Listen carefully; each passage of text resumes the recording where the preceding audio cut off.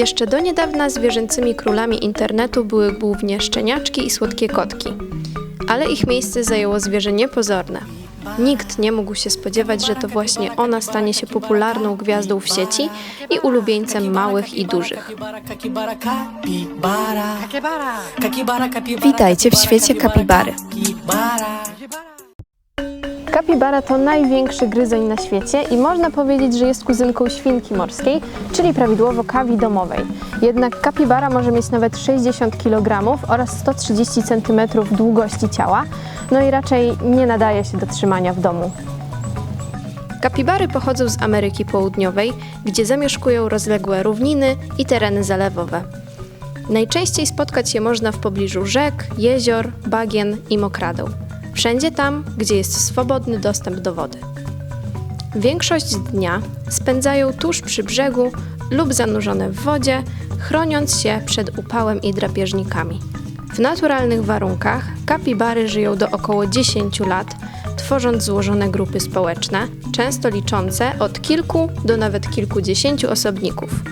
Podstawę ich diety stanowi trawa, ale chętnie zjadają również owoce, korę drzew i inne miękkie rośliny. Mają bardzo silne zęby, które stale rosną, dlatego ciągłe skubanie roślinności jest dla nich nie tylko pożywieniem, lecz także sposobem na ścieranie uzębienia. Ich nazwa kapibara pochodzi z języka guarani i oznacza tego, który zjada trawę. To doskonale opisuje ich rolę w ekosystemie. Są jednymi z najważniejszych roślinożerców Ameryki Południowej, pomagających utrzymać równowagę w środowisku.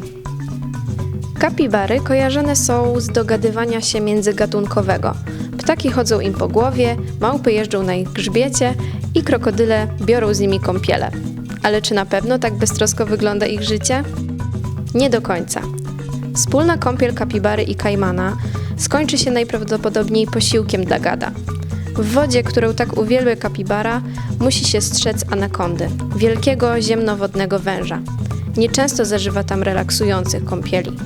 A gdy tylko wyjdzie na ląd, zagrozić jej mogą m.in. drapieżne ptaki i dzikie koty, jak na przykład jaguar, który też nie zawaha się wskoczyć za ofiarą do wody.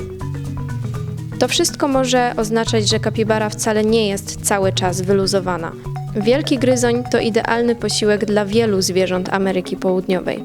Najczęściej ofiarą padają najmłodsze osobniki, które dopiero uczą się, w jaki sposób uchronić się przed wrogiem. Znaczna większość młodych osobników nie dożywa niestety nawet pierwszego roku życia. Aby przetrwać w tak niebezpiecznym środowisku, kapibary wykształciły szereg przystosowań. Potrafią wstrzymywać oddech nawet na 5 minut. To pomaga im unikać niektórych drapieżników, takich jak harpie. Jej oczy, uszy oraz nozdrza umieszczone są na szczycie głowy, co pozwala jej swobodnie widzieć, słyszeć i oddychać podczas przebywania nawet prawie całkowicie pod wodą. Kapibara ma też błonę między palcami, co pozwala jej na swobodne poruszanie się w takim wodnym środowisku. Oprócz tego ma spłaszczony kwadratowo pysk, zakończony wielkimi siekaczami charakterystycznymi dla gryzoni, które stale rosną i potrzebują stałego ścierania. Kapibara może robić wrażenie tymi zębami i w razie potrzeby obronić się i użyć tych zębów w momencie zagrożenia. No ale same sobie by nie poradziły. Kapibary to zwierzęta bardzo społeczne. Żyją w grupach od kilku do nawet 100 osobników. Wspólnie śpią, jedzą i pilnują młodych. Tylko 10% całej populacji tych gryzoni prowadzi samotnicze życie i zawsze są to samce. Mają one własny system komunikacji w postaci pisków i pomruków. Cienka i brązowa skóra kapibary nie jest pokryta puchatym futerkiem. Raczej jest to szorstka i rzadka sierść, również o brązowym zabarwieniu. Oprócz tego, w odróżnieniu od innych gryzoni, kapibary posiadają gruczoły potowe. Oprócz tych potowych mają też gruczoły okołoodbytowe potrzebne do znakowania terenu. Mimo że kapibara ma tak wiele fanów, mało kto chce poznać jej prawdziwą naturę i dowiedzieć się więcej na jej temat. Coś poza tym, że mają śmieszny pyszczek i noszą na głowie np. pomarańcze. W naszym zoo bardzo często mylone są z innym gryzoniem, aguti oliwkowym. I tu się pojawia zagwozdka. Dlaczego kapibara, posiadając tyle fanów, nawet nie potrafi być dobrze rozpoznana, mimo bardzo charakterystycznego wyglądu i zachowania? Agouti oliwkowy, okrzykiwany codziennie w naszym zoo imieniem kapibary, jest od niej nawet 15 razy lżejszy. Jego futerko jest znacznie gęstsze, pyszczek bardziej szpiczasty i nie żyje w tak wielkich grupach jak kapibara. Dlatego jeśli nie jesteście czegoś pewni, sprawdźcie te informacje z wiarygodnego źródła, takiego jak na przykład nasze tabliczki. Kapibary w świecie internetu bez dyskusji stały się ofiarami bambinizmu. Jest to infantylne i naiwne postrzeganie natury, zwłaszcza świata zwierząt. Termin ten pochodzi od filmu Disneya Bambi, ponieważ taka postawa powstaje często już w dzieciństwie pod wpływem bajek i kreskówek. Niektóre badania pokazują, że syndrom Bambi częściej dotyczy osób, które nie mają codziennego kontaktu z naturą ani odpowiedniej wiedzy przyrodniczej.